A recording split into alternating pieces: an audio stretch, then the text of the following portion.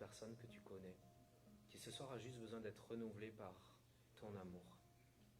L'amour d'un Père aimant, l'amour d'un Père présent, l'amour d'un Père qui n'hésite pas à courir vers son fils ou sa fille qui revient. L'amour d'un Père qui attend, qui est présent, qui sourit, qui pleure avec, qui aime pleinement. Et je te prie pour que tu viennes remplir la personne à qui tu veux parler ce soir par ton amour, Seigneur. Merci parce que tout cela est accessible par toi aujourd'hui.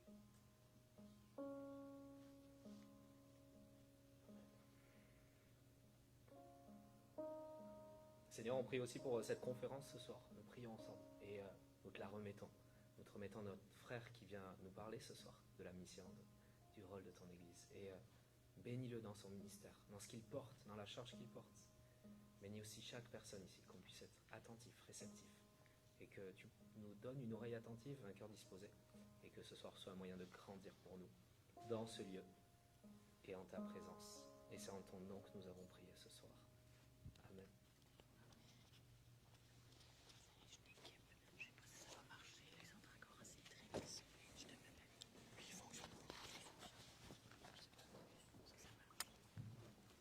Bonsoir à tous. Merci. On a pensé qu'il y allait avoir moins de monde que ça, mais on est content de vous avoir. Juste comme c'est un rituel, on veut juste savoir qui l'a fait l'effort d'être là. La première fois que vous venez nous visiter, la première fois que vous venez. Donc on n'a pas de... Tant mieux. Non. Donc on va vous souhaiter la bienvenue. On a toujours pas, vous êtes déjà sur la liste d'envoi, mais il y avait des gens qui avaient signifié qu'ils n'avaient pas l'église de Cette fois-ci, j'ai oublié de... Ça se peut que vous l'ayez pas fait, cette fois-ci. Pas de souci, c'est pas grave. Bon, sans plus tarder, on va commencer. Je ne sais pas si on est déjà prêt. Je vais laisser la parole à Dominique. Je clique dessus? Oui. Sinon, On a déjà commencé. Oui. Alors, j'ai l'honneur de présenter un frère dans la foi, Monseigneur Louis Corriveau. sinon, on prendra ça. Avant d'être Monseigneur Louis Corriveau, c'est un frère chrétien dans la foi. Il a été ordonné, je crois, en 90. Oui. C'est ça. Je commence par Et montrer puis, ça. bon, chemin faisant, en paroisse, dans la formation des prêtres, on a mis le grappin dessus. Et il est devenu évêque auxiliaire de Québec en 2016. Et puis, 3 ans plus tard, il était encore le grappin dessus. Et tous à Joliette. Alors, il est devenu évêque du diocèse de Joliette. Alors, ça fait 5 ans, donc, puis évêque là-bas.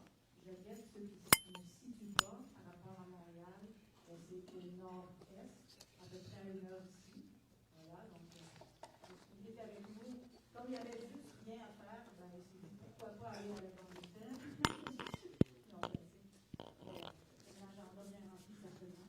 Alors, il vient nous rencontrer pour qu'on réfléchisse ensemble sur le rôle de l'Église dans le monde, donc notre rôle comme chrétien. Alors, à partir de son expérience et de ses réflexions. Alors, merci.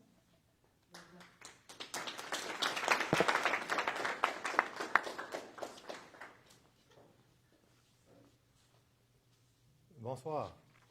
Vous connaissez cette église? Est-ce qu'il y en a qui sont déjà allés en Beauce? Pas beaucoup. C'est l'église de Sainte-Marie de Beauce. Donc, c'est la Beauce, bon, disons, c'est Sainte-Marie, donc, qui est à 50 km au sud de la ville de Québec. Pas très loin de là, il y a une petite maison où a commencé l'histoire des gâteaux vachons. Ça vous dit quelque chose, des gâteaux vachons? Alors, l'histoire a commencé là. C'est une des belles églises au Québec. Je ne suis pas passé à la mienne, mais c'est une très belle église. Et, si on a le temps de trouver l'intérieur de l'église à un moment donné, pendant peut-être l'échange après, là, ça vaut la peine. Donc, Ben, merci de m'accueillir ce soir. Bonsoir tout le monde. Ça fait plaisir d'être avec vous. Je suis content, c'est rare pour moi d'avoir l'occasion de m'adresser à un groupe de jeunes personnes. C'est assez rare maintenant. Et c'est une joie pour moi d'être avec vous ce soir. On m'a dit que dans les rencontres que vous avez eues cette année, il y en a une sur la parole de Dieu. Oui? Témoignage des Écritures? L'Église dans les Écritures. L'Église, OK. OK. L'Église dans les Écritures. Je commence, et je crois que le texte, il est là. Ah, c'est vrai que je peux avancer, là. Voilà. C'est au commencement. OK. Ah, je me l'ai dit. Ah, oui. Tu y es là. Merci.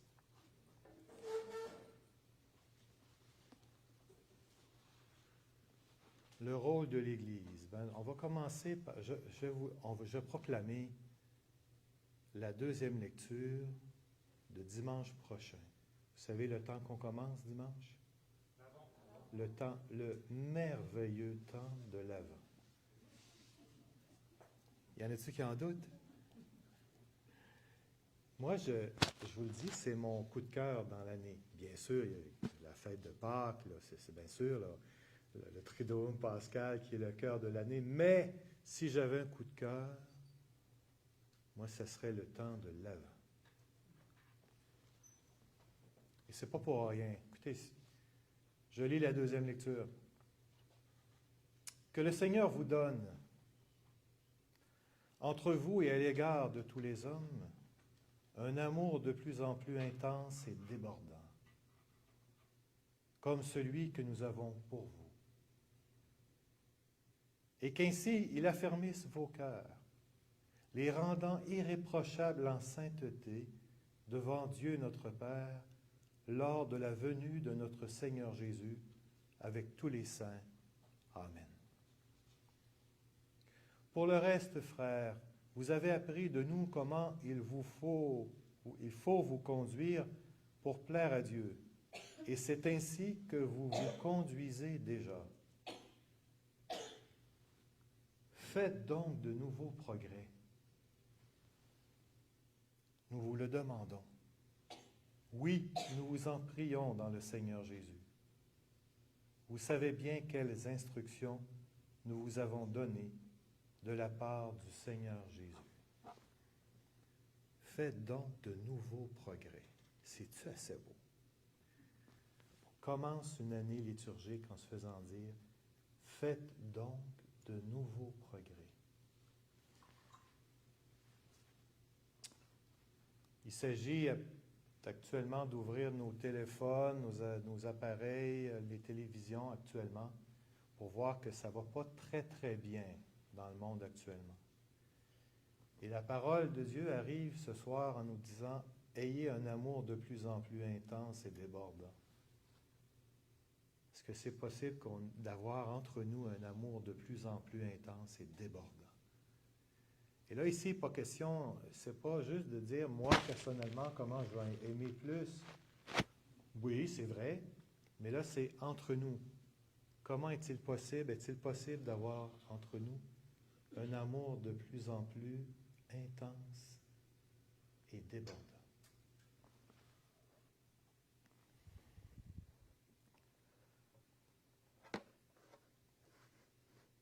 Le pape François,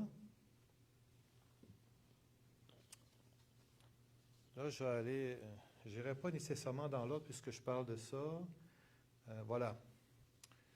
À tous les 4 ans, il y a ce qu'on appelle un congrès eucharistique. On dit que c'est un événement stationnal aux 4 ans où l'Église du monde entier, en tout cas plusieurs représentants de l'Église se rassemblent. Et on célèbre le grand mystère, on le souligne, le grand mystère de l'Eucharistie. J'ai eu la chance de participer à celui qui a eu lieu il y a 4 ans. Bien même, non, c'était 3 ans parce qu'il a été décalé à cause de la pandémie. C'était à Budapest, Le dernier a eu lieu récemment, au mois de septembre. Il était à Quito, en Équateur. Et le pape a décidé d'un thème, d'un slogan pour ce congrès eucharistique. Une fraternité pour guérir le monde. Alors, je commence par ça. Je trouvais ça beau. Une fraternité pour guérir le monde. Qu'est-ce que c'est que le rôle de l'Église?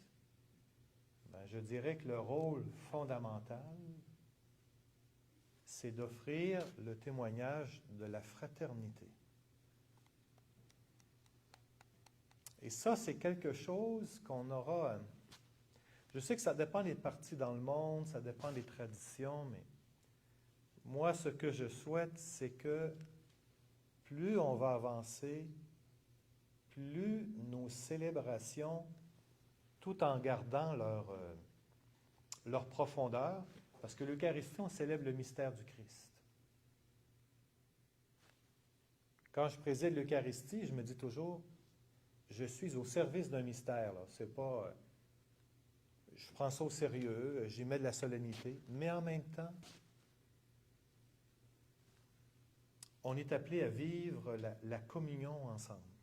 Et cette communion devrait témoigner de quelque chose dans un monde qui se divise, un monde qui se polarise, qui se compétitionne.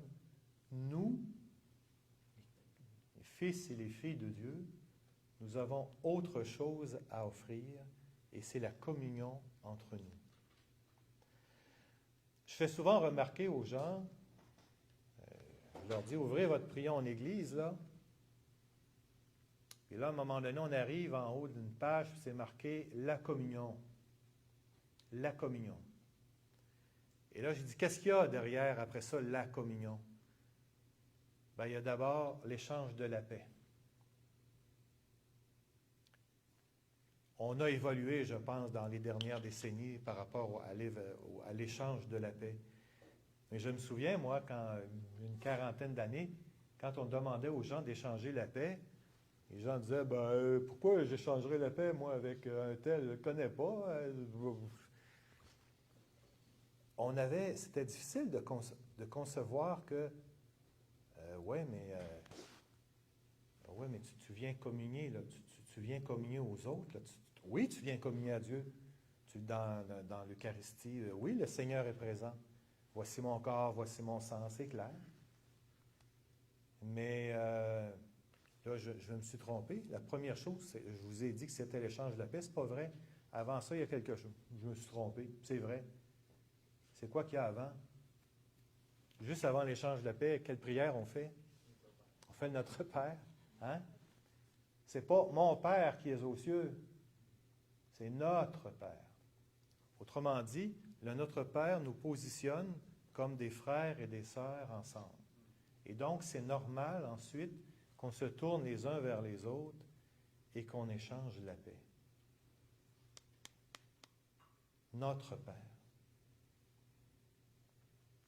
L'Eucharistie du dimanche devrait normalement nous formater de plus en plus pour qu'on devienne des êtres de communion. Et c'est pour ça qu'ensuite, nous communions au corps du Christ, nous partageons le même pain. Et ce sont tous des gestes de communion. Oui, un petit verre d'eau. Je relève, j'ai eu un rhume la semaine dernière, puis ça va mieux, là, mais il me reste des petits. Merci.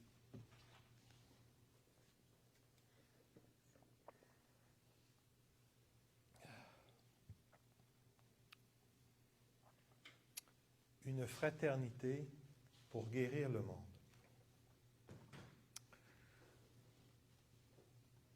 Je ne sais pas si vous l'avez déjà vécu ou essayé. Dimanche de la Pentecôte qu'on a eu cette année au mois de mai,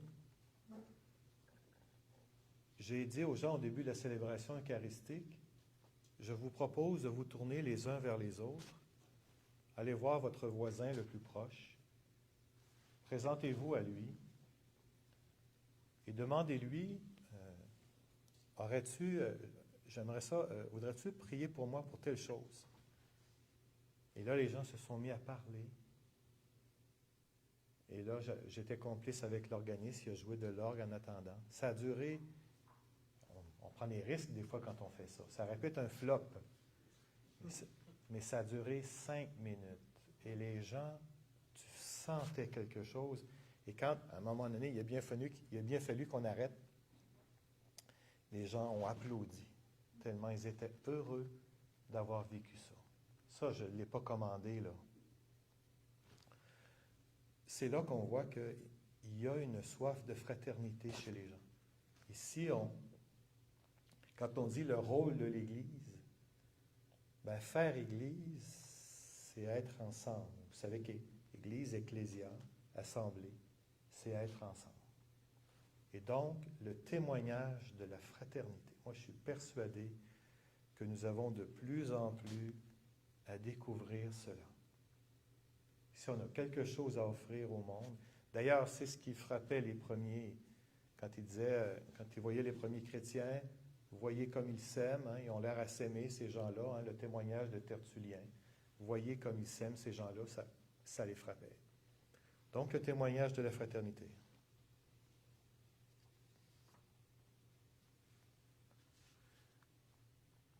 Bon, je reviens. Dominique en a parlé un petit peu. Oui, alors j'ai été, juste parler de quelques minutes qui je suis. Dominique l'a bien dit, j'ai été ordonné prêtre en 1990. Et j'étais en 2016, j'étais curé dans la région de Portneuf, à Saint-Raymond de Portneuf. Et le téléphone a sonné. C'était le représentant du pape qui est à Ottawa, le nonce apostolique.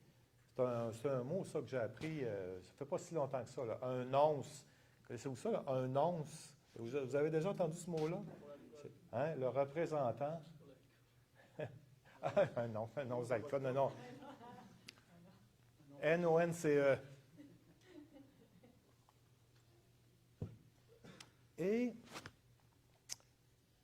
Et donc, il me dit ça, bon, là, il enrobait un peu, il préparait le terrain. Vous savez, Palcorivo, là, ben, c'est un Italien. Bon, il y a des chemins différents dans la vie, le Seigneur peut nous appeler à une nouvelle mission. Là, je le voyais venir. Bon, alors, je vous appelle pour vous dire là, que le pape François là, vient de nous nommer évêque auxiliaire à Québec. Là. Alors, c'est sûr, moi, là, j'étais bien dans ma paroisse. Là. Je serais resté là. Et là, j'ai dit, tiens, OK, c'est mon tour. Le Seigneur m'appelle encore. Puis c'est vraiment un deuxième appel. Vous avez chanté là, au début de la soirée, là, tout à l'heure, là, « Je veux te suivre ». C'est ça, hein? Je te suivrai, là. Vous savez, des fois, là, des fois, c'est bon quand c'est pour les autres, ça. Et là, ça arrive que le téléphone sonne, puis c'est toi, là. Moi, oui, toi, là. Et je te demande de quitter ta paroisse. J'étais heureux, là. Et je te demande d'aller évêque auxiliaire à Québec. Et je savais que je ne ferais pas plusieurs années à Québec. Être évêque auxiliaire à Québec, c'est un peu comme être sur un siège éjectable. Et là, je savais qu'un jour, le téléphone sonnerait de nouveau pour m'envoyer ailleurs. Et donc, c'est à Joliette que j'ai été envoyé. Mais ce qui me frappait, et c'est peut-être l'autre chose qu'on a à offrir au monde, l'Église, là, c'est que Dieu est premier dans notre vie. Je te suivrai. Puis si on dit oui à ça, ça nous rend heureux. Et je ne dis pas que je n'ai pas trouvé ça dur, puis que je n'ai pas pleuré en quittant ma paroisse puis mon monde. Mais le témoignage de dire, ben, je te fais assez confiance, Seigneur, parce que c'est uniquement un acte de confiance. Seigneur, vraiment, tu me demandes ça, là? OK, je te fais confiance. Et c'est comme ça que j'ai dit oui. Et ce qui me frappait suite à cette décision-là, quand c'était connu. Il y a beaucoup de collègues prêtres qui venaient me voir et qui me disaient « Merci Louis pour ton don ». Ils me disaient, ça me frappait d'entendre ça. C'est comme si, là, à un moment donné, à une certaine partie de notre vie, ce ne sont pas les paroles qui parlent le plus, ce sont les gestes. J'ai accepté de faire confiance à Dieu de nouveau, dans la foi, et j'étais frappé de voir les gens qui disaient « Merci pour ton don ». J'avais vécu la même chose quand j'avais été nommé curé, justement, à Saint-Raymond. Je vous disais que j'étais à Saint-Raymond-de-Portneuf. Quand j'étais arrivé là-bas, les gens me disaient « Merci beaucoup, Monsieur l'abbé, de venir chez nous. » Je sentais qu'ils étaient reconnaissants pour le don que je faisais de ma vie. Ils disaient « je me donne à vous, là. Je vais apprendre à vous aimer. » Alors, c'est juste pour vous dire, le rôle, entre autres, de l'Église, là, notre rôle à nous, c'est de dire au monde, écoutez, il est possible d'être heureux en se disant que ce n'est pas moi le maître. Je ne suis pas le centre. Le centre, c'est le Christ. C'est lui qui appelle. Et ça se peut qu'il me déplace. Et ça ne brime pas ma liberté. Au contraire, ça libère ma liberté. On pourrait penser que c'est l'inverse. Dire, bah oui, tu rentres dans les ordres, tu ne pourras plus faire ce que tu veux, tu fais des choix, tu n'auras plus ta liberté. Au contraire, ça libère la liberté. Alors, offrir au monde le témoignage de la foi et de la joie. Je suis profondément joyeux, mais comme je vous dis, ça ne veut pas dire que je n'ai pas trouvé ça dur. À chaque fois que j'ai quitté un lieu, je m'attache beaucoup au lieu où je m'en vais, moi, habituellement. Quand j'étais à Saint-Georges-de-Beauce, ensuite quand j'étais à Québec, ensuite Saint-Raymond-de-Portneuf, j'ai toujours pleuré en quittant ces lieux-là. Tout le temps, tout le temps, tout le temps. Je ne suis pas quelqu'un qui montre beaucoup ses émotions habituellement. Mais quand arrivent ces moments-là, puis là, je me retrouve devant tout le monde, puis je pleure devant tout le monde, mais en même temps, offrir ce témoignage au monde, de dire, oui, il y a de la joie à dire, Seigneur, j'accepte de te faire confiance et de te suivre. C'est pour ça que j'écoutais le chant, votre premier chant tout à l'heure, là, je te suivrai, dire, ouais, c'est vrai, c'est vrai.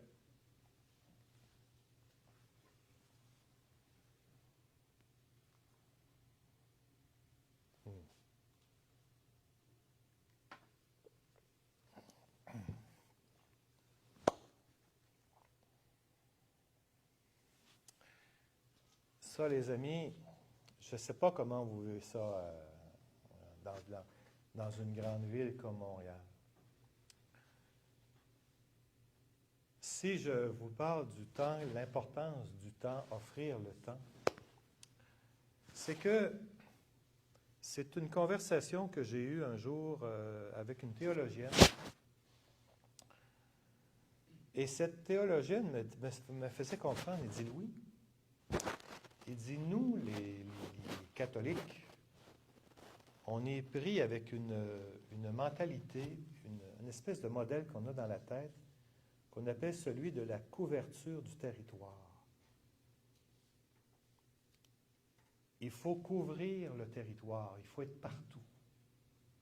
Alors, c'est pour ça que, en campagne, par exemple, là, je parle en dehors de la ville, et c'est peut-être aussi vrai en ville. On a commencé à dire, par exemple, à un prêtre, bon, tu as une paroisse, ça fait que tu peux rencontrer ton monde, puis tu peux même les connaître. Et là, on s'est mis à dire, OK, là, tu vas avoir 2 paroisses. OK, ouais, moyen de peut-être négocier avec ça. Mais là, M. l'abbé, ensuite, vous allez en avoir 4 paroisses. Puis ensuite, vous allez en avoir 8. Puis ensuite, vous allez en avoir 16. Vous pensez que je fais des blagues? Non. J'en connais un dans la région de Bellechasse qui en a 25 paroisses. Bon. Alors, le résultat de ça, qu'est-ce que ça a fait? C'est que ça fait en sorte, là, je pense plus aux prêtres là, quand je vous dis ça, mais je vous le dis, pour nous aussi, ça a une incidence.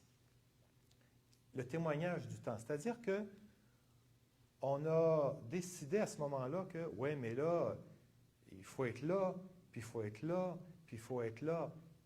Et donc, c'est comme si on veut continuer d'être partout. Il y a comme un désir derrière ça de contrôle. On veut contrôler partout. Le contrôle. On veut vraiment être partout, au détriment de la qualité de la présence. Autrement dit, le dimanche, je reviens au dimanche, j'ai dit qu'il y a le témoignage de la fraternité qu'on a à offrir, mais aussi on a le temps à offrir. La théologienne me disait, le monde actuellement court, je dis ça souvent, hein? Ah, je suis dans le rush, ah, j'ai pas le temps, on n'arrête pas d'entendre ça, ah, je cours après, on n'arrête pas d'entendre ça. Mais elle me disait, le drame, Louis, c'est que nous, le monde court et on a imité le monde. Et on n'a pas à imiter le monde dans ça. Nous, ce que nous devrions ou nous avons à offrir au monde comme Église, c'est le temps. Je vous donne un exemple. J'avais participé il y a quelques années à un symposium avec des jeunes, des personnes comme vous. C'était à Trois-Rivières. Et j'écoutais les témoignages des jeunes qui disaient, ben moi, c'est quoi les expériences marquantes dans ma vie? Et souvent, ce qui était un moment important, c'est que, dit nous autres, avec le curé, après la messe, on continuait, on fraternisait, on prenait notre temps, en tout cas. Et là, j'entendais différents témoignages et, dans le fond, ce que j'entendais, c'est que, tiens, ils étaient dans un lieu où on prenait le temps. La dimension du temps était importante. Je vous donne un autre exemple. Il y a plusieurs années, j'étais avec un groupe j'étais à Québec à ce moment-là. On était un groupe de prêtres, les prêtres du diocèse de Québec. On réfléchissait sur le sacrement du pardon. Et les gens disaient, quel est l'élément important, l'enjeu important? Tous ont dit, en général, le temps. Ils disent, on n'a pas le temps. Pourquoi ils n'ont pas le temps? Parce qu'il faut qu'il soit partout. J'arrive quelque part, mais excusez-moi, il faut que je cours ailleurs, on papillonne, parce qu'on veut être partout. La couverture du territoire. Il paraît que ça nous vient, la théologienne me vient, ça vient de loin, Louis, ça vient du colonialisme. Il fallait tu quadrilles un territoire, tu as différentes cases, puis il faut que tu sois dans toutes les cases. Écoutez, à un moment donné, pas long, quand elle m'a fait comprendre ça, ça a été une lumière. Ça m'a fait comprendre des fois, je dirais, peut-être des drames qu'on vit ou des souffrances en Église qu'on vit, parce qu'on a décidé de vouloir être partout au détriment de la qualité de la présence. Et je vous donne un exemple très concret. Pas longtemps après avoir compris ça, j'ai un de mes amis qui était à Québec. Il me disait, « Hey Louis, j'ai un problème, j'ai un dilemme. » Je ne sais pas ce que tu en penses. Il me dit, « Moi, là, j'ai 2 paroisses. J'en ai une qui va très bien. Puis il dit, l'autre, un peu plus dans le nord de la ville, elle est plus moribonde. Elle ne va pas bien. » Il dit, « Si je veux sauver celle qui est moribonde dans le nord, il va falloir que je scrape celle qui va bien. » Ben, j'ai dit, « Mais fais pas ça. C'est que tu fais, voyons, fais pas ça. » Oui, mais il dit, « Louis, dans le Nord, si je laisse tomber la paroisse du Nord, on va perdre le contrôle. » Il a exactement dit le mot. Alors, il était prêt à scraper quelque chose qui marchait bien au nom de la couverture du territoire. Ça, là, je vous le dis, j'en parle souvent aux prêtres dans mon diocèse. Je ne me gêne plus pour le dire. J'ai dit, les gars, quand on court le dimanche, on est complètement dans le champ. On est anti-évangélique. Je comprends toute la bonne volonté derrière ça, là. On veut être partout, on veut faire plaisir aux gens, on va être au service des gens, au nom du service. Mais j'ai dit, on n'est plus dans la dynamique de l'Évangile parce qu'on n'est plus dans la dynamique du dimanche. La théologienne me faisait comprendre, regarde, oui, souvent on utilise par exemple l'image du banquet quand on parle du paradis ou l'image du banquet. Dans un banquet, on est ensemble, on a du plaisir à être ensemble et on prend notre temps ensemble. Et c'est ça qu'on doit offrir, qu'on a à offrir au monde.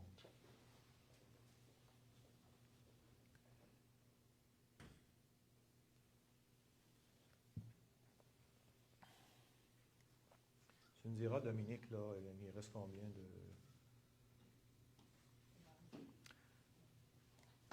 Bon.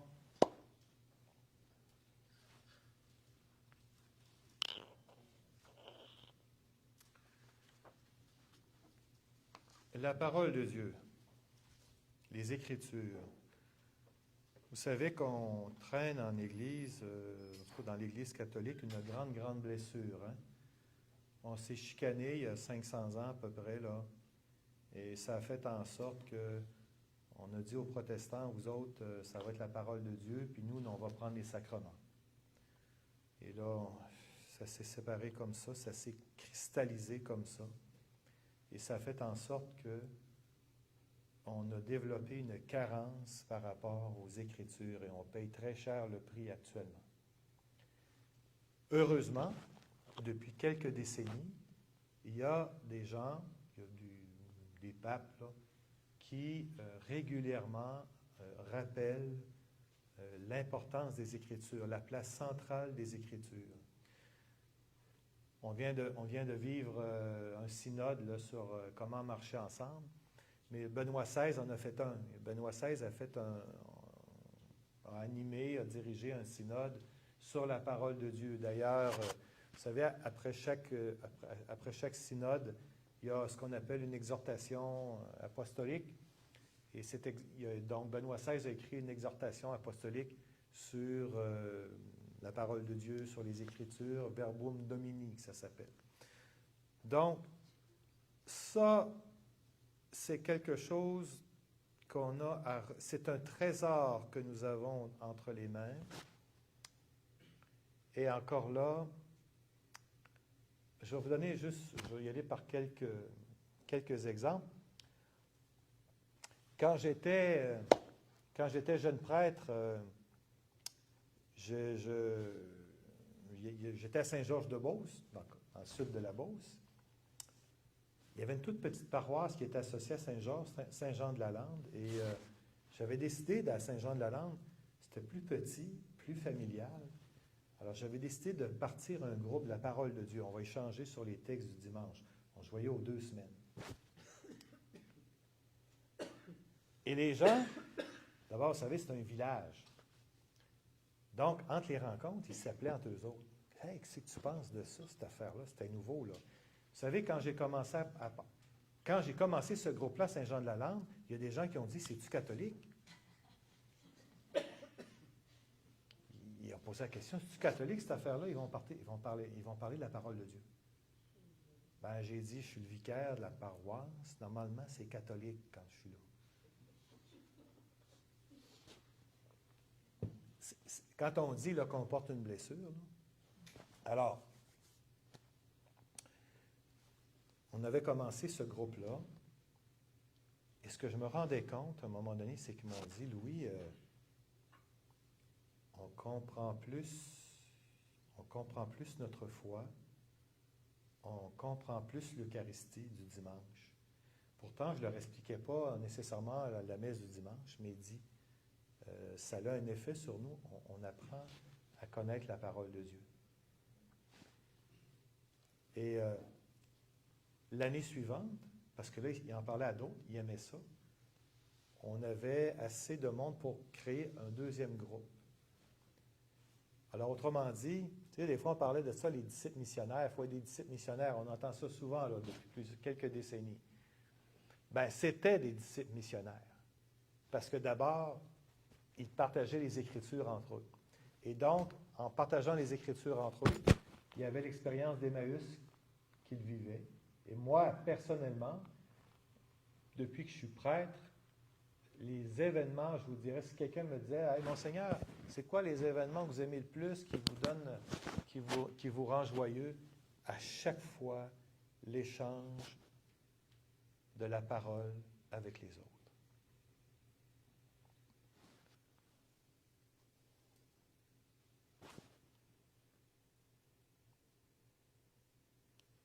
Il y a un curé dernièrement qui me disait, à la paroisse Saint-Lin, dans les Laurentides, qui me disait, Louis, on a 2 groupes de partage de la parole de Dieu dans notre paroisse, et ce sont les 2 poumons de la paroisse.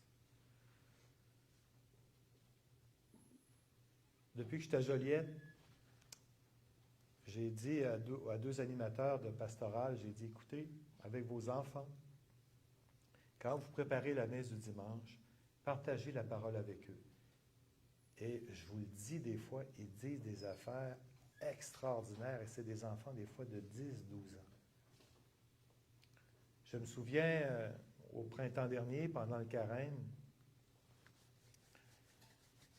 ils partageaient sur l'épisode de la transfiguration. Et il y a un enfant qui a dit, vous savez, il y a Moïse et Élie qui apparaissent aux 3 apôtres, là, Jésus, Moïse et Élie. Puis là, Pierre, il dit, dressons 3 tentes, une pour toi, une pour Moïse, une pour Élie. L'enfant, il dit, il est bien drôle, Pierre. C'est comment ça qu'il demande ça? Il dit, parce que s'il y a 3 tentes, ils ne se parleront pas entre eux. Hey! Et cet enfant-là, moi, ce que j'avais entendu, la fameuse théologienne que je vous parlais tout à l'heure, elle m'avait dit, elle dit, écoute, Pierre, remarque, Louis, à chaque fois que Pierre parle, souvent dans les Écritures, il se met le pied dans la bouche. Puis là, encore là, il s'est mis le pied dans la bouche, dressons 3 tentes, puis il dit exactement ça.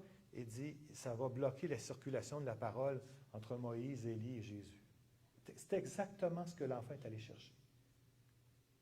Les Écritures, apprendre à partager les Écritures. Pour moi, je vous le dis, là, c'est Emmaüs à chaque fois. Dans le diocèse de Joliette, on a ce qu'on appelle, je ne sais pas si ça existe, ça a déjà existé à Montréal, le lancement de l'Avent ou le lancement du carême. Vous aviez ça. On avait ça à Québec.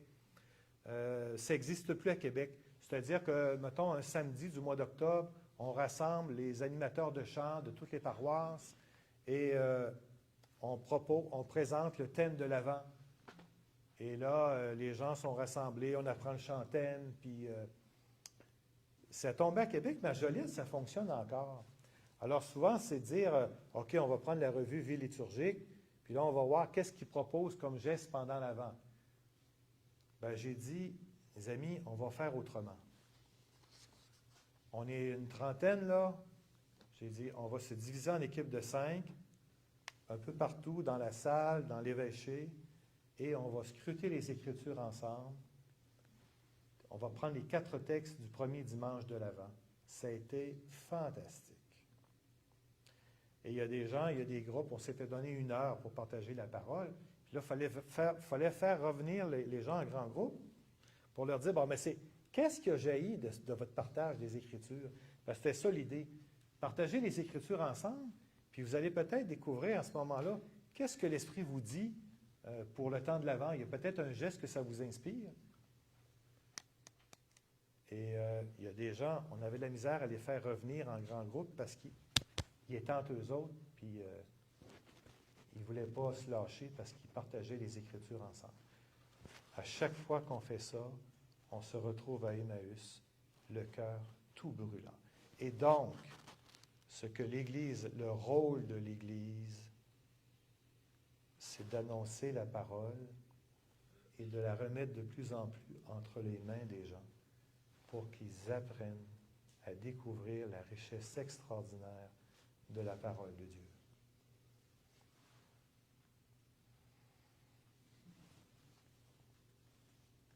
Je ne sais pas si vous faites ça à Saint-Jean-Baptiste.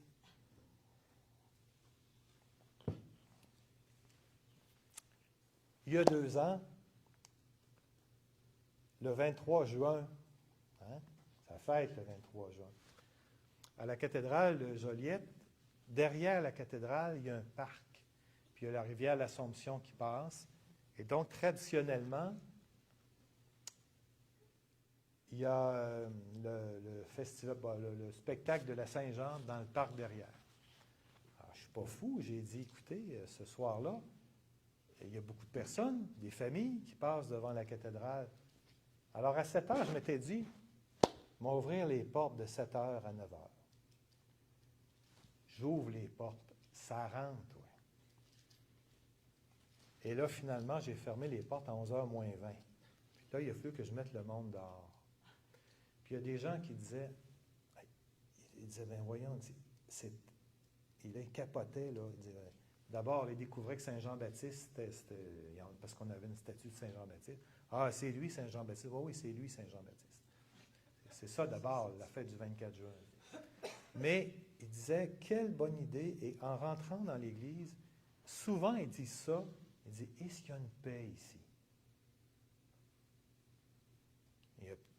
On sait que dans notre Église, on a ce qu'on appelle la présence réelle. Là. Des fois, il y a des effets que ça peut avoir sur des gens insoupçonnés. Des fois, il y a des gens qui se retrouvent devant Jésus-Christ ressuscité sans le savoir. Là. Mais ils vont dire, on ressent une paix. Puis il disait, mais quelle bonne idée d'avoir fait ça ce soir.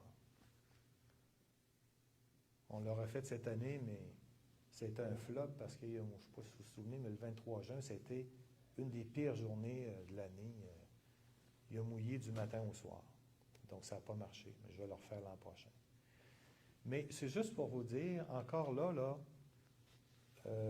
ouvrir nos espaces pour permettre aux gens de venir entrer dans nos églises. Moi, j'appelle ça de l'évangélisation facile. Cet été, ça fait quelques étés que je nomme quelqu'un de responsable pour faire l'accueil l'été dans la cathédrale. Et il y a un groupe de jeunes hommes qui s'est formé suite au fait qu'ils sont entrés dans la cathédrale pour venir voir. Il y a ça a été prouvé, ça, il y a une enquête qui a été faite, qui a été prouvé que quelqu'un qui rentre dans une église actuellement, il ne fait pas ça juste pour venir voir l'architecture. Il est à la recherche de quelque chose. Alors, ça, là, le rôle de l'Église, ouvrir les portes, l'accueil, soigner l'accueil. Les églises, là, les expériences d'églises là, qui ont fait des gros virages à succès vont tous nous dire la même affaire.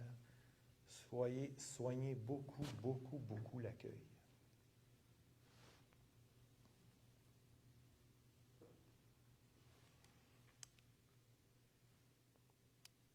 Le rôle de l'Église, entre autres, c'est de rappeler que nous sommes tous Église. Théoriquement, on le sait.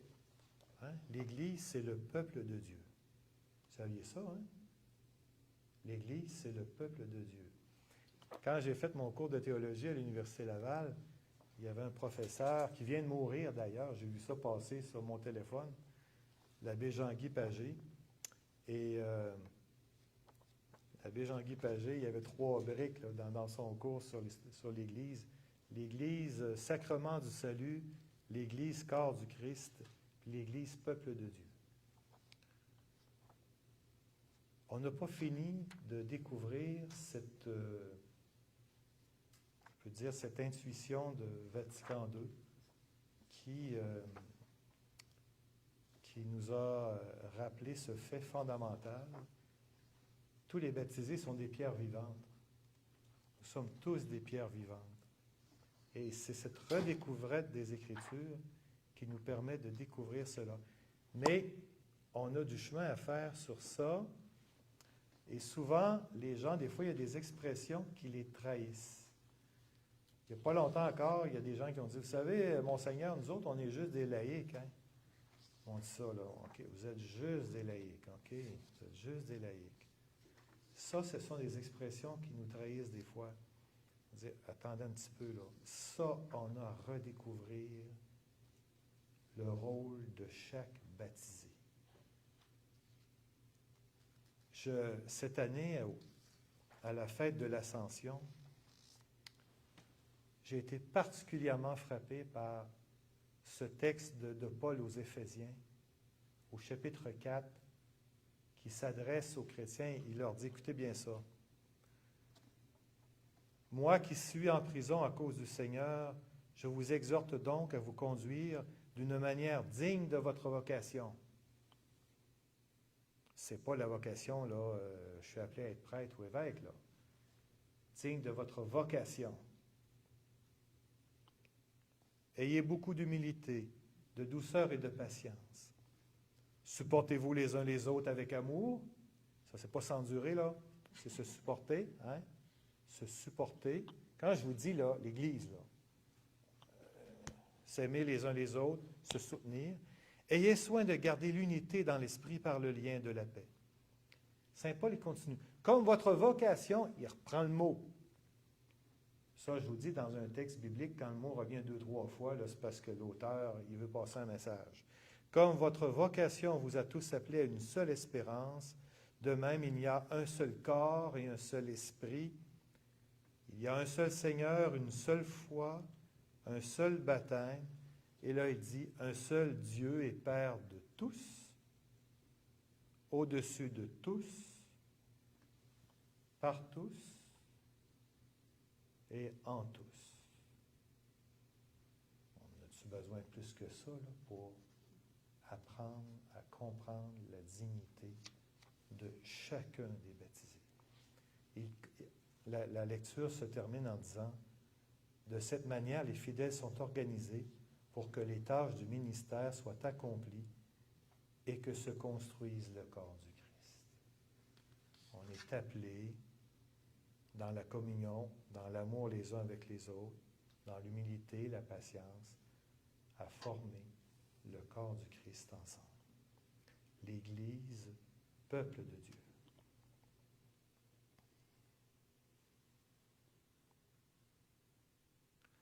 Un petit mot sur le synode qui vient de se terminer. Il y a eu 2 sessions. Il y a eu 2 sessions, une l'année passée et une au mois d'octobre dernier. Notre pape François a insisté pour nous dire qu'on a à apprendre à marcher ensemble de plus en plus. C'est en lien avec le rôle de chaque baptisé. Mais de marcher ensemble de plus en plus, de s'écouter profondément et de croire qu'on peut être à l'écoute de l'esprit quand j'écoute l'autre. Ça, c'est tout un défi. Être à l'écoute de l'esprit dans l'Église actuellement. Qu'est-ce que l'Église est en train de nous dire? Et le pari que nous faisons, c'est que de s'asseoir ensemble et d'être capable de nous écouter les uns les autres profondément. On prend le pari qu'on va être davantage à l'écoute de l'Esprit Saint. Il y a des chants beaucoup à l'Esprit Saint, les chants de louange. Esprit Saint, viens m'éclairer. Le pari que l'on fait, c'est que je vais m'asseoir avec un groupe de personnes. On va s'écouter, puis je ne chercherai pas à avoir raison nécessairement. Je ne chercherai pas à faire gagner mon point. Je vais être attentif à ce que les autres disent, puis on va chercher ensemble ce que le Seigneur veut nous dire. Ça, c'est tout un défi. Vous avez entendu parler de ce qu'on appelle la conversation dans l'esprit? Peut-être qu'un jour, peut-être plus ou moins, ça nous vient. Alors ça, là, c'est une méthode assez simple. Je le résume. On fait un premier tour autour d'un texte, par exemple. On est 5-6. On s'écoute. On fait silence. Dominique parle, d'autres qui parlent. On fait juste écouter. Puis un deuxième tour, là, je partage aux autres ce que j'ai entendu des autres. Ça, c'est tout un défi. De dire, OK, en entendant les autres, il y a quelque chose qui monte. Puis le troisième tour, quand on a fini, on dit, OK, là, à la suite de ce tour de table, y a-t-il quelque chose qui monte? Il y a une ligne de force qui sort. Ça, c'est la méthode qui a été utilisée constamment pendant les rencontres à Rome, pendant 4 semaines. Ils n'ont cessé d'utiliser cette méthode. Être à l'écoute de l'Esprit. Alors, c'est pour ça que si on a un synode sur la synodalité, c'est que le pape veut dire, synodalité, c'est marcher ensemble. Synode, c'est marcher ensemble. Apprendre à marcher ensemble. Autrement dit, de plus en plus, être capable de dire, OK, j'avance, mais j'avance en écoutant les autres. Je ne peux pas aller plus loin que ça, mais ça, j'attire juste votre attention sur ça, c'est un point majeur. Encore là, le pape François, quand il arrive et il parle de ça, ce n'est pas un thème qu'il a créé comme ça. Là. C'est dans notre ADN. Vous avez eu ça, là, dans l'ADN de l'Église. Vous avez eu l'ADN de l'Église. Ça, on remarque dans les Écritures, dans le Nouveau Testament, les apôtres, il n'y en a pas un qui décide ensemble. Nous et l'Esprit Saint avons, mais ça veut dire qu'ils se sont assis ensemble, ils ont réfléchi ensemble, ils ont prié ensemble. Le mot ensemble est extrêmement important.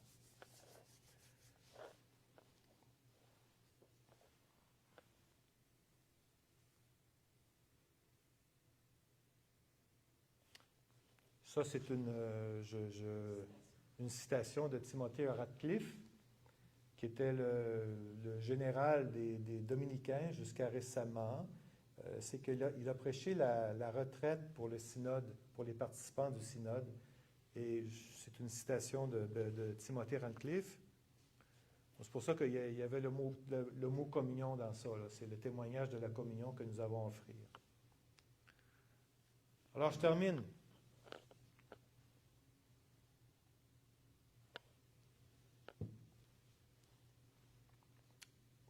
Là, je m'adresse à vous, là, personnellement, mais en groupe aussi. Il nous a demandé de témoigner. Ça ne veut pas dire qu'on va réussir. Ce qui nous est demandé, c'est de témoigner. Pas facile, je suis sûr que quand vous avez avec des amis, là, moi je le sais, là, j'en ai des amis d'enfance, là. C'est pas parce que je suis évêque là, que je vous dis d'avance, là, mais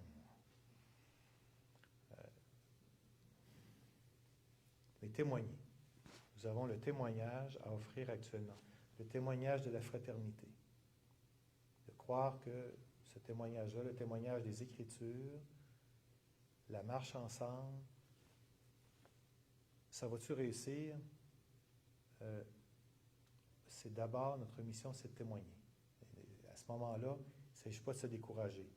On est des témoins. Ça ne veut pas dire qu'on est une grosse gang. Mais on donne le témoignage de l'amour entre nous.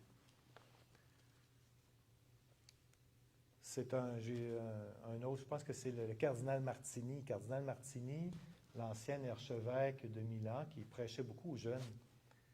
Puis à un moment donné, il a lâché cette phrase-là dans un livre. Nous sommes appelés, vous savez, on a souvent des images de l'arbre qui porte du fruit, on a ça dans les évangiles. Il dit, on est appelé à porter du fruit, ça ne veut pas dire d'être efficace. Autrement dit, porter du fruit, c'est-à-dire que pas nécessairement bien des choses, mais si on les fait porter dans la prière, ça va porter du fruit. Mais ça ne veut pas dire qu'on va faire beaucoup de choses. Ce n'est pas l'efficacité qu'il faut chercher, c'est porter du fruit. Et ça, porter du fruit, ça suppose que d'abord, c'est ce que vous avez fait ce soir. Vous avez pris une demi-heure, on a pris une demi-heure ensemble pour se confier à l'Esprit Saint. L'efficacité va nous faire dire « Hey, on n'a pas le temps de faire ça. » Une petite prière bien vite, là. On fait un petit Notre Père, puis on passe à d'autres choses. Ça, c'est l'efficacité. Ça, c'est l'homme, la femme moderne. Dans les équipes pastorales, on les invite à scruter les Écritures ensemble avant que votre réunion commence. Je l'ai vu, là. On a tellement de points, on n'a pas le temps de faire ça. Ça serait peut-être pas mauvais d'apprendre à écouter Dieu avant de commencer notre réunion. Un petit mot sur un mot qu'on utilise souvent, là, qu'on entend parler dans les médias, la dignité. Bon, moi, je voudrais juste dire que on a rappelé que la dignité d'un être humain, ça tient du fait que c'est un enfant de Dieu. C'est tu as une dignité, c'est pas parce que tu es efficace, là. C'est pas parce que tu fais beaucoup de choses, là. C'est parce que tu es un enfant de Dieu. C'est ça d'abord la dignité fondamentale d'une personne. Je vous dis, c'est parce que j'entends ça de plus en plus. Des gens qui me disent, je ne veux pas être un poids pour les autres.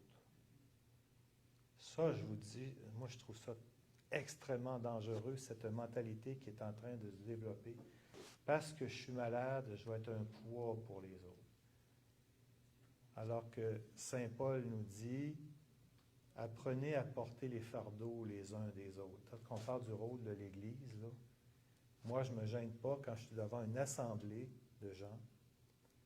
Ce n'est pas parce que vous êtes rendu à tel âge, que vous avez perdu de la santé, que vous avez perdu votre dignité. Vous n'êtes pas un poids, vous êtes un don pour le monde. Parce que votre fragilité nous oblige à nous humaniser. Alors, ça, là, la bataille sur l'aide médicale à mourir, elle était perdue d'avance. Mais moi, je ne me gêne pas pour attaquer cette mentalité qui est en train de se développer. Je ne veux pas être un poids pour les autres.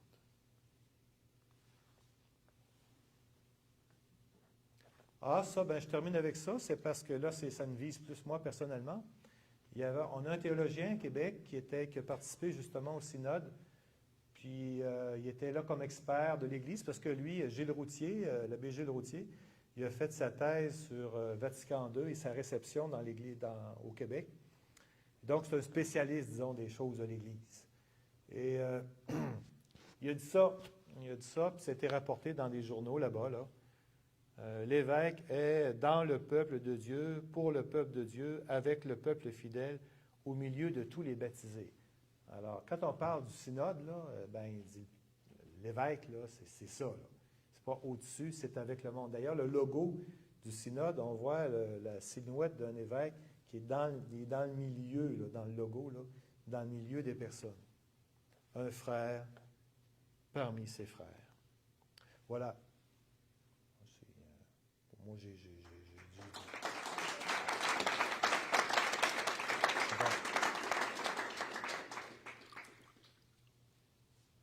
On va prendre maintenant un moment de questions, de réflexion, de commentaires. Je ne sais pas si on entend. Ok, donc, vous allez juste lever la main et je vais venir vers vous avec une question.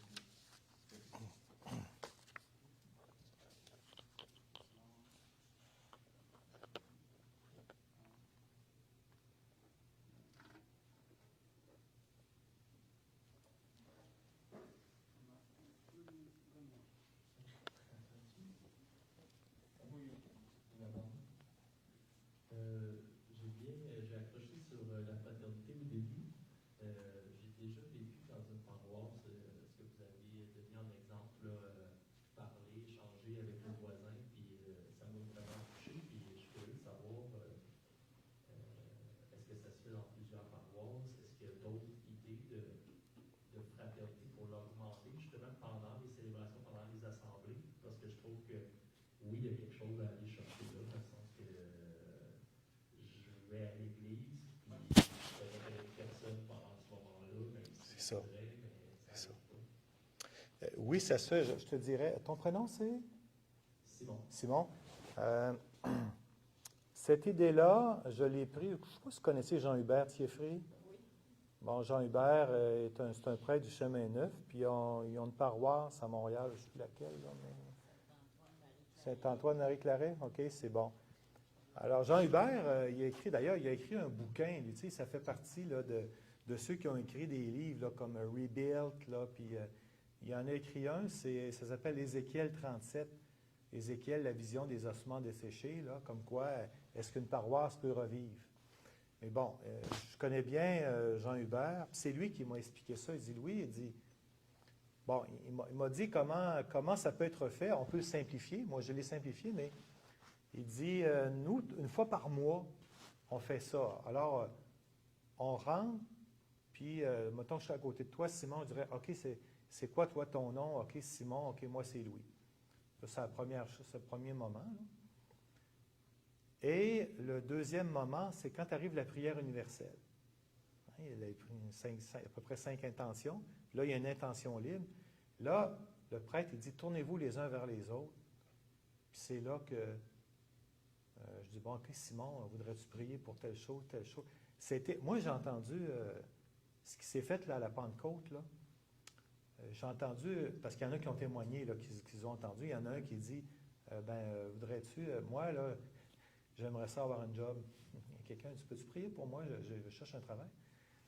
Il y en a un autre, il dit, moi, veux-tu prier pour moi, je cherche une épouse.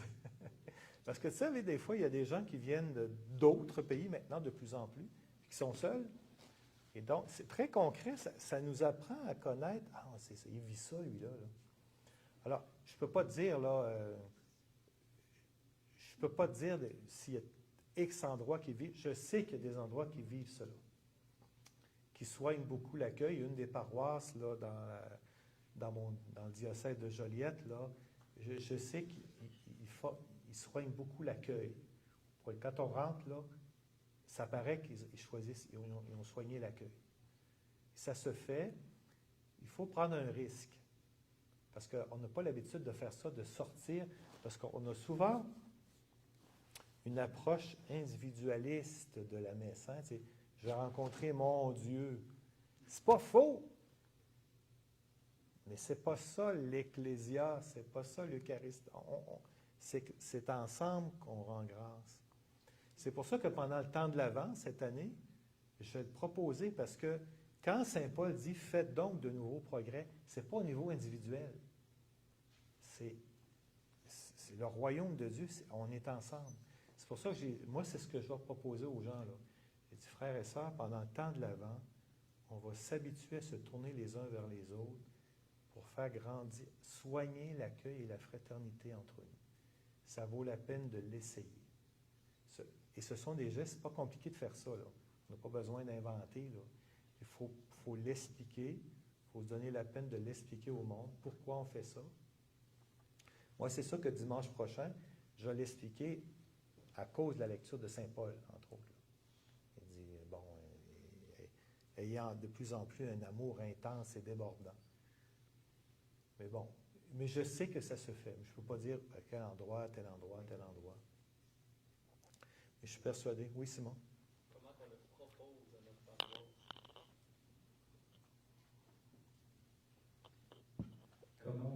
Comment on peut le proposer à une paroisse? Moi, là, je commencerais parce que si j'étais à ta place, là, je commencerais par aller voir les responsables de la paroisse. Commencer juste par sonder le terrain. Qu'est-ce que vous pensez de ça? Je commencerai juste par ça. Parce que ça peut arriver que ça ne marche pas. Hein. J'ai dit tout à l'heure, là, des fois, on témoigne, mais ça ne fonctionne pas. Il y a de la résistance au changement. C'est dérangeant de se tourner les uns vers les autres. C'est un risque qu'on prend. Et quel beau risque. Moi, je commencerai par ça. Commence par sonder le terrain. Commence par en parler. Peut-être, Dominique va te mettre en contact avec Jean Hubert. Peut-être aller voir même, écoute, le Simon, je réponds comme ça, là, mais si tu as quelques amis avec toi, peut-être de dire à Jean Hubert, hey, quand tu vas faire ça, là, voudrais-tu nous inviter à ton Eucharistie, d'aller voir, de faire d'abord une petite exploration. Quand on parle de la marche ensemble, là, c'est de préparer le terrain tranquillement. Parce que oui, il y a des résistances des fois, parce que de quoi ça, cette affaire-là, puis bien préparer ton affaire. Oui, ton prénom? Jonas. Merci d'abord pour votre partage, c'était super. J'étais particulièrement touché par votre témoignage sur le fait d'avoir abandonné votre paroisse, etc. Et ma question c'est, quel est votre encouragement pour ma génération, pour les jeunes de cette salle, sur le fait d'abandonner les choses pour Dieu, comme vous, vous avez abandonné ce qui était cher à vos yeux. Je pense que quand on veut suivre Jésus à notre âge, en tout cas, on est souvent amené à devoir faire des sacrifices. Et, Absolument. quel est votre encouragement face à ça et votre témoignage que vous en tirez? La foi, c'est un acte de confiance. faut d'abord croire que Dieu me veut du bien. Mais il y a une résistance en nous par rapport à ça.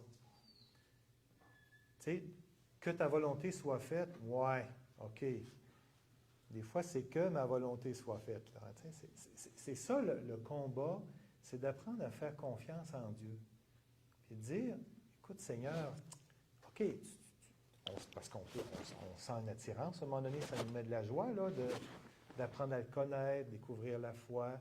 Puis oui, ça se peut que des fois, ça nous fasse même quitter des relations.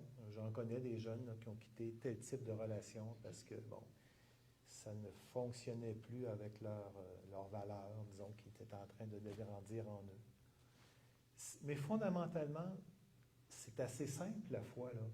C'est, Seigneur, apprendre à dire, Seigneur, tu me veux heureux. C'est un pari que l'on fait. Le centre, c'est lui, c'est pas moi. Mais quand on parle de ça, Jonas, c'est que là, on est comme, je dirais, dans le domaine de la foi pure. C'est pas une foi intéressée, c'est dire, Seigneur, c'est toi qui m'aimes. C'est un paradoxe, hein? C'est-à-dire que c'est lui qui me déplace. Parce que c'est ça la foi. C'est lui qui me déplace. C'est pas pour rien qu'on dit Abraham, c'est le père de la foi. Tu peux méditer Abraham, là. Tu sais, Abraham, Dieu lui dit, pars et je t'indiquerai le pays où tu dois aller. C'est la première fois dans l'histoire sainte avec Abraham qu'il y a quelqu'un qui est déplacé par Dieu.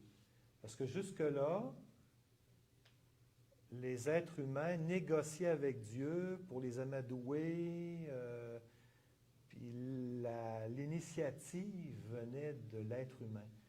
On pressentait qu'il y avait des forces, puis OK, on va faire des sacrifices pour être sûr qu'ils sont de notre bord, parce qu'on n'est pas sûr. Mais l'initiative venait toujours de l'être humain. Avec Abraham, il y a une inversion qui se produit. Là, ce n'est pas lui qui prend une initiative, c'est Dieu qui prend l'initiative et ça le déplace. Pars et je t'indiquerai le pays où tu dois aller. Puis fais-moi confiance. À partir de là, dans la Bible, tu as souvent des marcheurs, des gens qui ont marché, on va marcher à ta suite et on va te faire confiance. On a ça avec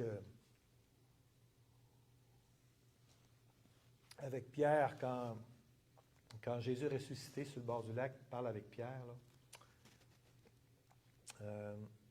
Suis-moi. Est-ce que tu m'aimes, Pierre? Là? Il recommence. Est-ce que tu m'aimes? Une troisième fois, est-ce que tu m'aimes?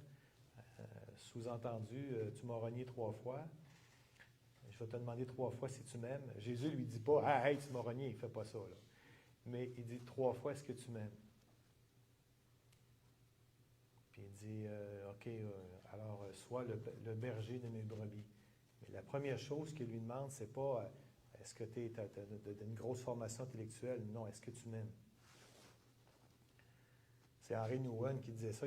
Henry Nouwen a commenté cet épisode de Jésus ressuscité avec Pierre, puis il dit, les leaders de demain, c'est des amoureux de Jésus. Je ne peux que vous encourager à faire confiance en Dieu, parce que son projet, il est bon.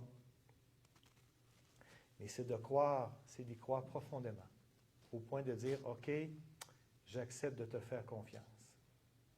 Moi, je peux vous dire que dans ma vie, je ne me suis jamais trompé avec ça. Mais comme je te dis, ça ne veut pas dire que je n'ai pas trouvé ça dur de quitter les lieux où j'étais. Parce que moi, personnellement, comme être humain, quand je suis installé quelque part, là, ça ne me tente pas de bouger. Là, actuellement, ça fait 5 ans que je suis à Joliette, puis j'espère rester là. Ça me tente, je vous le dis, là, l'être humain que je suis, moi, là, ça va, c'est parfait, là.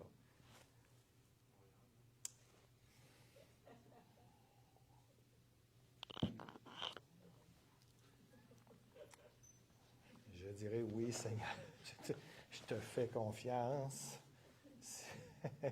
Si on me demande d'aller ailleurs, oui, je te fais confiance, Seigneur. Dans le fond, il le sait plus que moi, là. Il le sait plus que nous. C'est le grand défi de lui faire confiance. Bonsoir. Ton prénom?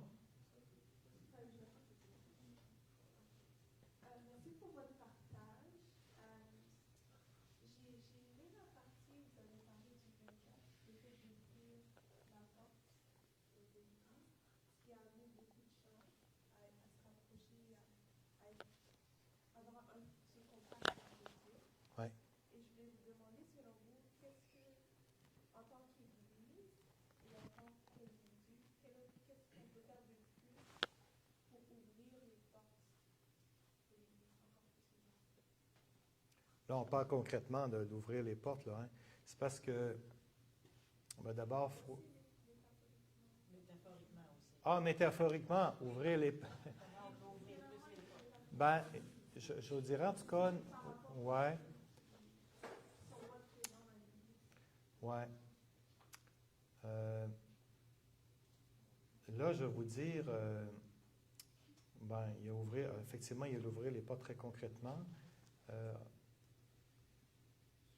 On m'a compté, ça va loin des fois, ça c'est une paroisse en France, des fois il y en a qui ont de l'audace.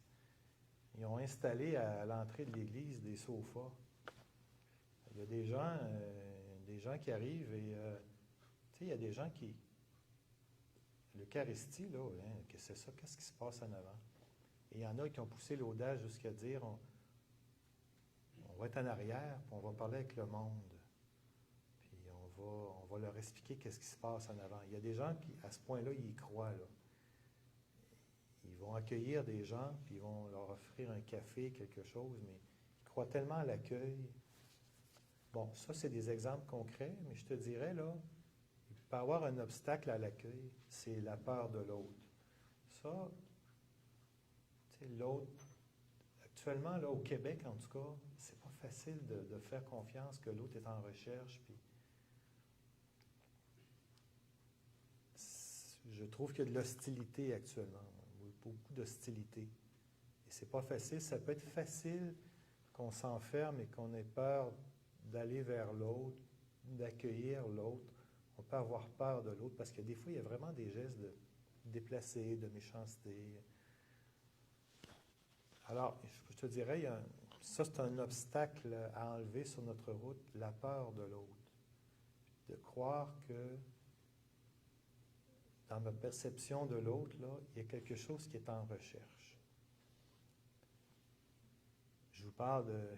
Je ne l'ai pas nommé, ce n'est pas important, là, mais la théologienne, qui pour moi, c'était très inspirante, là, elle me disait, elle nous dit souvent, dites-vous que lorsqu'on est devant quelqu'un, là, c'est souvent quelqu'un qui porte des grandes souffrances en dedans d'elle. Quand on est en face d'une personne, dites-vous là qu'elle cherche le bonheur, mais qu'elle souffre. À partir de là, tu dis, OK, cette personne-là, là, c'est qui cette personne-là? Elle cherche, là. Puis probablement qu'elle porte des souffrances.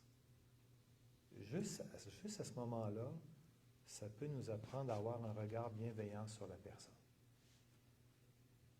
Juste ça, là, d'apprendre à regarder les gens autrement. Ça, on peut le travailler sur nous-mêmes d'abord, là, pour des êtres d'accueil. L'attitude par rapport aux autres, la perception que je peux avoir des autres. Je le sais parce que aussi, bon, comme prêtre, on vit ce qu'on appelle le sacrement du pardon. Et le sacrement du pardon nous donne accès à l'intériorité des personnes puis leur histoire. Alors, quand j'entends des personnes nous dire « Oh, OK, ah ouais, elle vit ça, lui, il vit ça, lui. » Et souvent, même des gens vont dire « Ce que je vous dis là, je n'ai jamais osé le dire, là, je vous le dis à vous. Là. J'ai été blessé dans la vie pour X raisons, On ne peut pas découvrir ça tout de suite quand on rencontre une personne. Mais sachez que quand vous êtes devant une personne, c'est souvent une personne qui est en recherche, qui cherche le bonheur, et souvent elle porte des souffrances.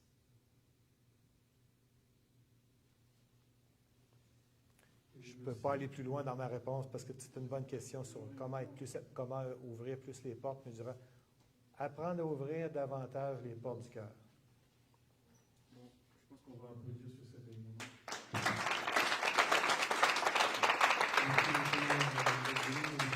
L'Assemblée a signé une petite carte. Ah oui, bien merci. Le sel de la vie. Je sais que vous avez Merci. été un peu timide aujourd'hui sur les questions, mais je sais que vous avez des questions, donc vous allez pouvoir vous renseigner après. Oui, ça va nous faire plaisir. En tout cas, merci de m'avoir fait confiance. J'ai été impressionné de me retrouver devant vous ce soir. Ça m'a fait plaisir de... Je connaissais un peu déjà Dominique, là. Voilà, donc, au plaisir de se retrouver. J'ai taquiné mon collègue Alain qui devait venir, Alain Faubert. Oui, tu diras demain qu'il a manqué une bonne conférence. Ah, c'est ça. Je l'ai croisé la semaine passée. J'ai dit, Alain Faubert, je te remplace la semaine prochaine. On aura juste quelques annonces avant la clôture. Oui. Oui, tu peux dire. Ah, tu veux que je l'aide? Mais ça. Alors, non, mais aujourd'hui, je n'ai pas vu de mail de nouveau, donc je pense que la majorité sont inscrits sur la liste. J'espère en tout cas. Les anciens.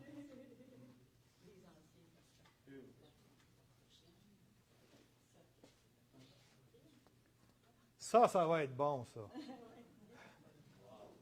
pour présenter la Juste vous rappeler que c'est donc dimanche prochain à 19h30, que c'est la troisième fois, mais que ceux qui n'ont pas pu venir, bien sûr, sont invités et seront accueillis pour ce troisième épisode de l'école de prière.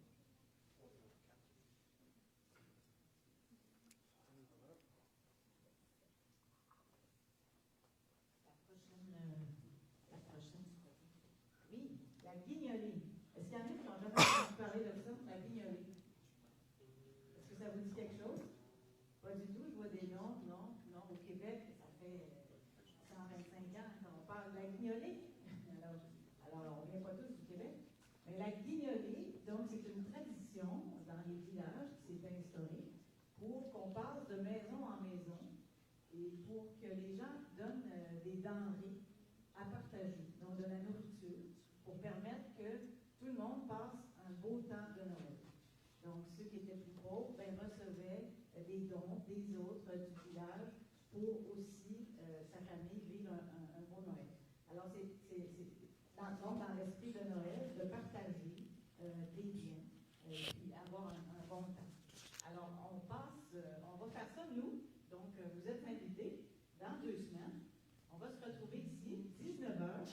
Et puis là, soyez là assez tôt parce qu'on ne veut pas partir tard. Parce qu'après, on va sonner chez les gens. Donc, on ne veut pas aller sonner très tard. Hein. Vous voyez l'idée? Donc, 19h vraiment. Puis 19h15, on fait, comme on dit, expliquer le mode d'emploi. Et puis, on va se mettre en route, en caravane, dans les rues ici. Donc, il y aura une chorale. Donc, tous ceux qui ont des talents de chant, qui aimeraient chanter.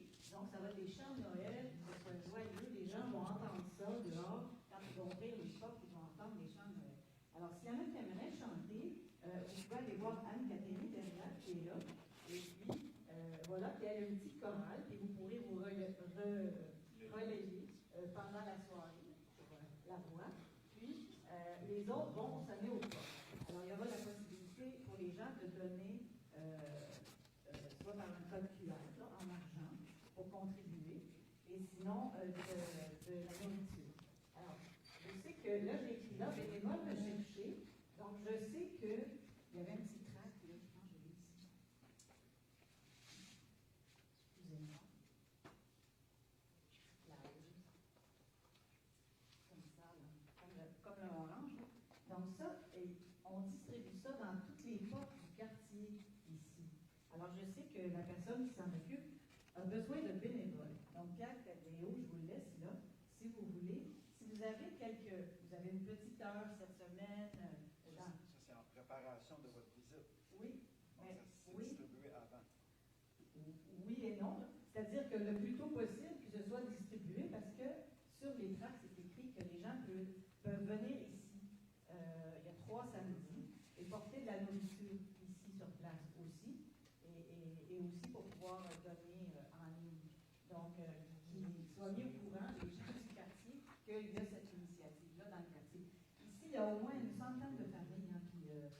pense qu'on peut être rendu près de 200 maintenant de familles qui sont aidées dans le quartier. Et puis, c'est pas juste pour Noël.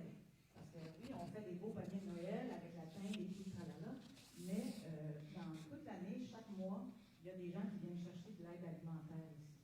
Alors, c'est pour servir aussi, donc pas juste pour Noël, mais tout le reste de l'année. Alors, voilà. Fait que ça, si jamais vous avez envie, ben, je vous donnerai le numéro de Pierre la prochaine. Alors, oui.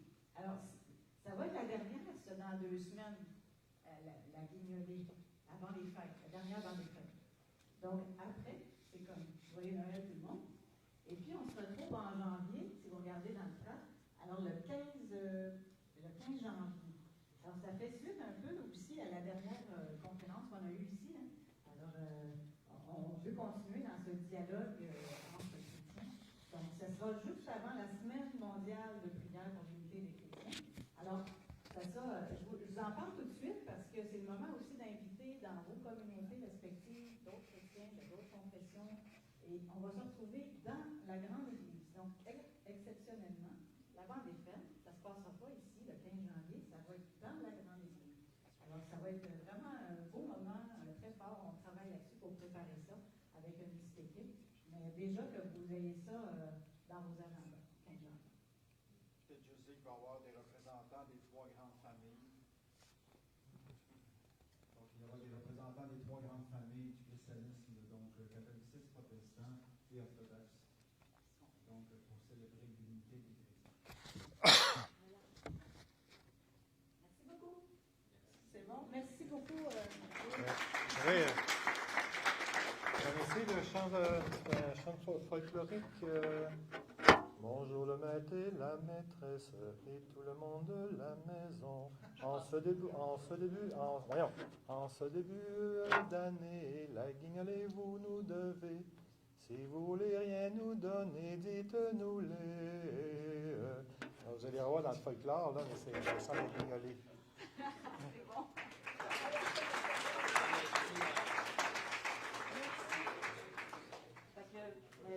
Vous pouvez continuer à fraterniser, n'est-ce pas, comme on a parlé tout à l'heure avec les